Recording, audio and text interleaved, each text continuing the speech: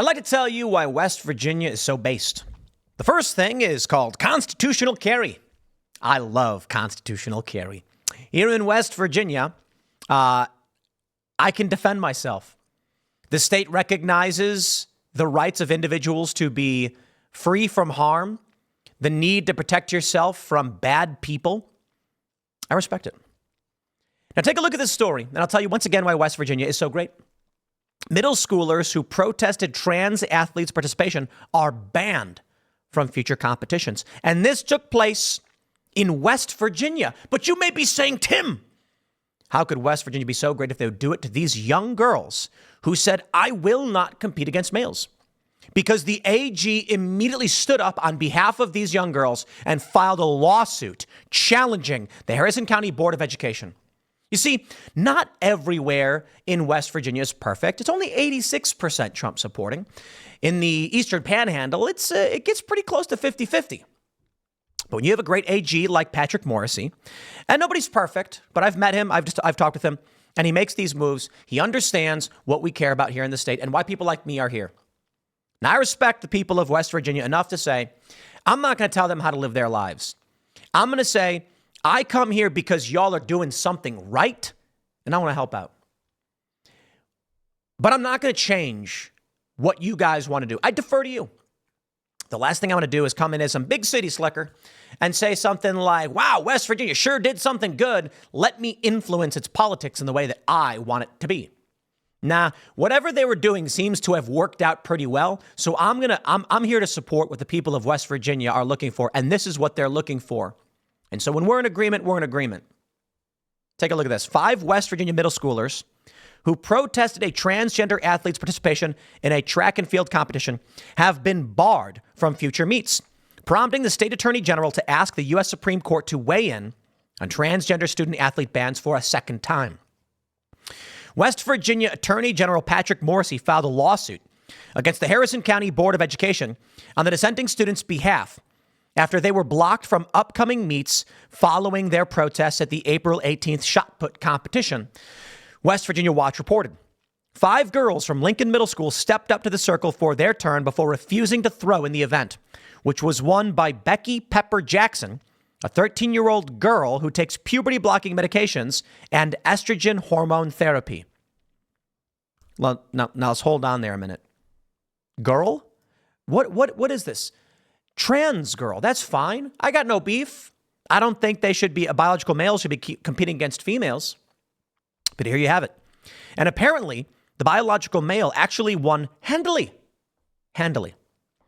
While West Virginia law bans transgender girls from playing on girls' sports team, a recent federal appeals court ruled the law couldn't lawfully be applied to the 8th grader. Judge Toby Haytens wrote that offering her a choice between not participating in sports and participating on only boys' teams is no real choice at all. What? If you're male, you play against males. If you're female, against female. This is the funny thing, okay? And I pointed this out a long time ago. We do not have women's sporting events and teams because sometimes people wear dresses. They are intended to segregate male and female for their biological differences. That's it. And now because of this argument about wearing a dress or not, they're saying, nah, if you identify as someone who wears a dress, you compete against females? Well, then none of this makes sense. So I support these young girls who refuse to compete. Despite the ruling, Morrisey had rallied against both the ruling and the treatment of the student athletes who protested competing against Becky. Quote, their actions at the earlier track meet were not disruptive or aggrandizing. They were the quiet demonstration of the student athletes' evident unhappiness with the competitive consequences of a federal appellate court's decision. Morrisey, a Republican, currently primarying for governor, wrote in the amicus brief filed April 26. Joined by one of Becky's classmates on Wednesday, Morrisey said he plans to ask the U.S. Supreme Court to hear the case involving the state's restrictions on transgender student athletes for a second time. Former collegiate swimmer turned activist Riley Gaines, who was an outspoken critic of trans athletes' participation in girls' sporting events, has weighed in on the issue, writing, these girls stood up for what they believed, and their coach barred them from competing. Insane. In a post on X on Monday. Morrissey quote tweeting Gaines' message, noting he plans to do everything in my power to defend these brave young girls. This is just wrong.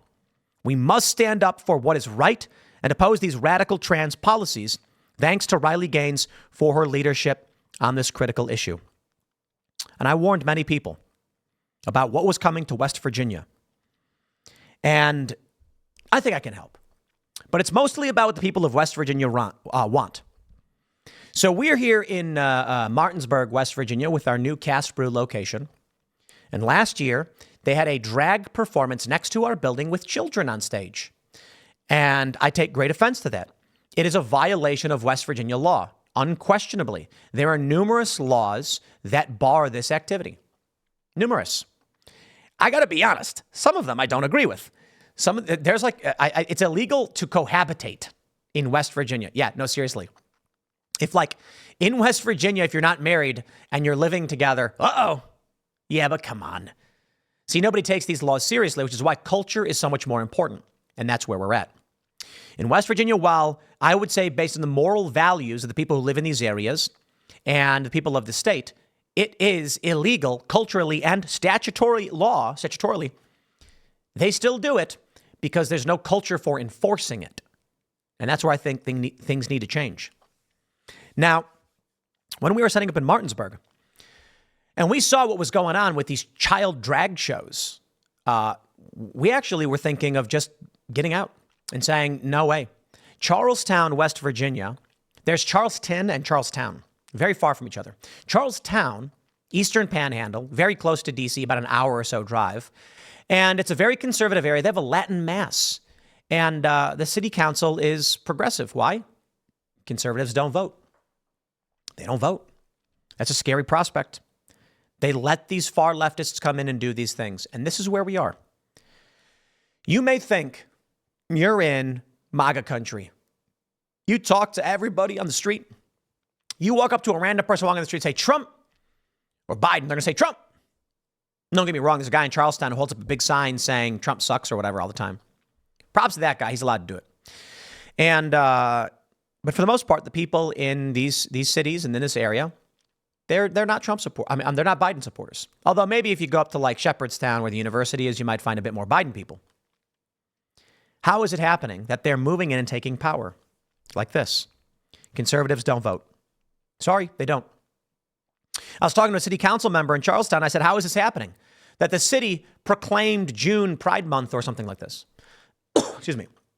And he said, they don't vote. All of these people live in the city are complaining about it, but they won't vote.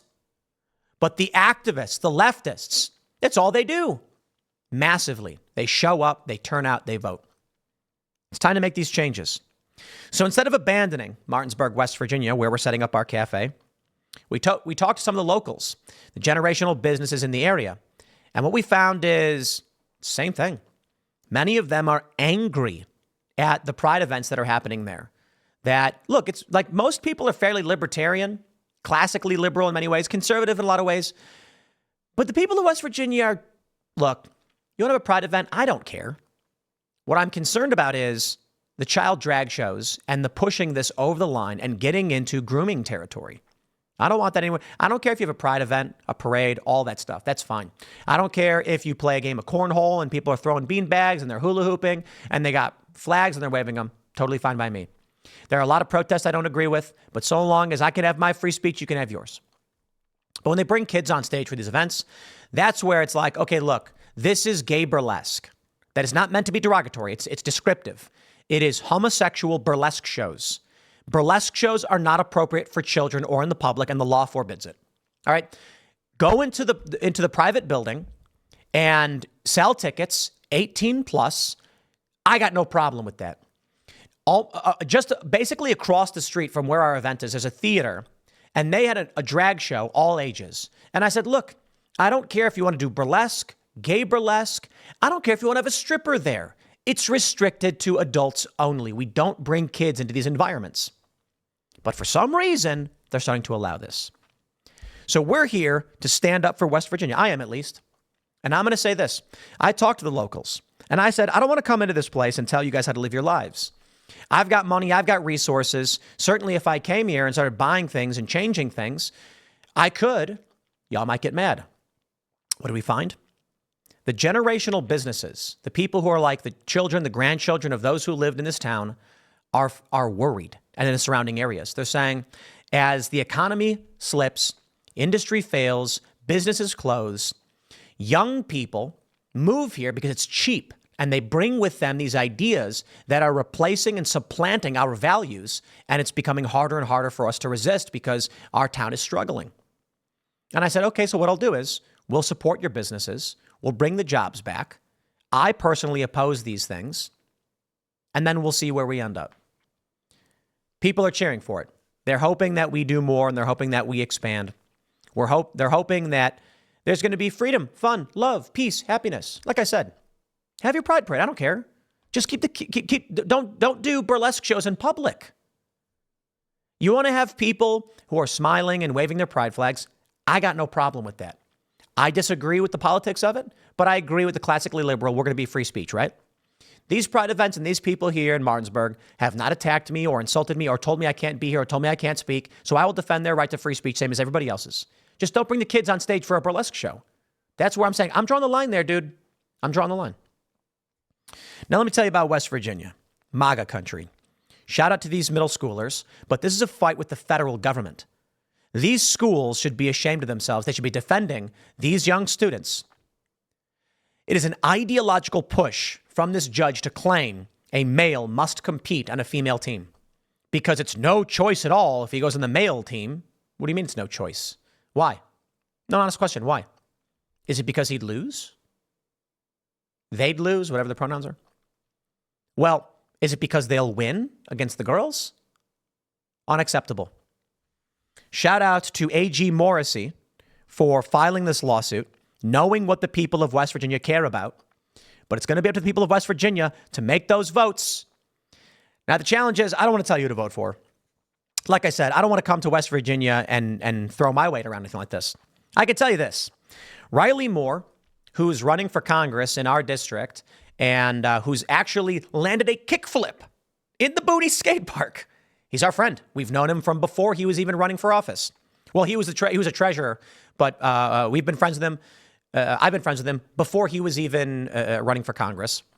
And so he comes, he hangs out, skates sometimes, rarely, a couple times, and he's always welcome to. He's a great guy. I want to see him win. That's me personally. I hope he does. Looks like he will. He's a good dude. When it comes to the governorship, that's interesting because Patrick Morrissey is running in the primary. And then you also have Moore Capito. I believe he's the son of Shelley Moore Capito, the senator, who had invoked the ire of I and many others for supporting red flag law funding at the federal level. I'm not going to tell you to vote for. Riley Moore seems like he's going to win anyway, so that one's an easy one for me. He's my friend. He's probably the only elected official. No, that's not true. I got to stop. Mikey Taylor, one of the best skateboarders ever, I believe he's a Republican councilman in California, like Thousand Oaks, something like that. Shout out. He can do it. He's one of the best skateboarders ever. But when Riley wins, he may be the only member of Congress capable of doing a 360 flip. So I'm a fan. I want to see him win. As for the governor, I don't know. Morrissey's great. I'm not going to tell you people of West Virginia who to vote for. I don't know. I hope that the people who care about what's happening here choose the person they believe will actually push back on this encroachment of far-left ideology. I'll leave it there. Next segment's coming up at 6 p.m. on this channel. Thanks for hanging out, and I'll see you all then.